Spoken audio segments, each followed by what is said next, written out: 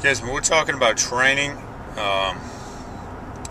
goes back and forth. Yes, you adapt and grow when you're recovering, but at the same time, you got to keep trying to raise your work capacity. If you look what the Eastern Europeans always did when they were dominant in weight training, they kept raising their workout value. And for them, a day off, a rest day, was 4 hours of med ball work, basketball, swimming. That was the day. That was their rest day.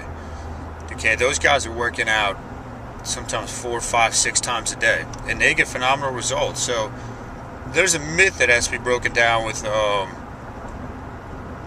you need X amount of rest. They call it valuable volume. You got to keep raising your work capacity. Initially, you're going to have a drop off in performance because a new stress. Your body has to dip down and then rise back up to a new level out above where it was before. Hans Selye, general adaptation system.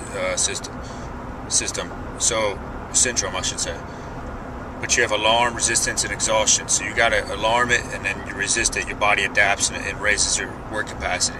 So when you're training, you got to keep. I'm not saying you have to increase the time of the workout because it's all got to fit into your lifestyle, or else you're not going to stick to it.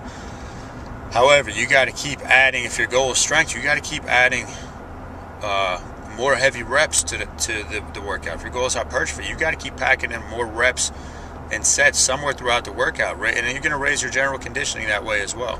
So valuable volume, you got to understand that you got to keep raising your work capacity. If you're not raising your work capacity, your progress is going to hit a standstill, and you're not going to get too much account. You're not going to get too far ahead of the game in the gym. All right, so valuable volume. Remember that. Start applying it to your training. Keep raising your work capacity.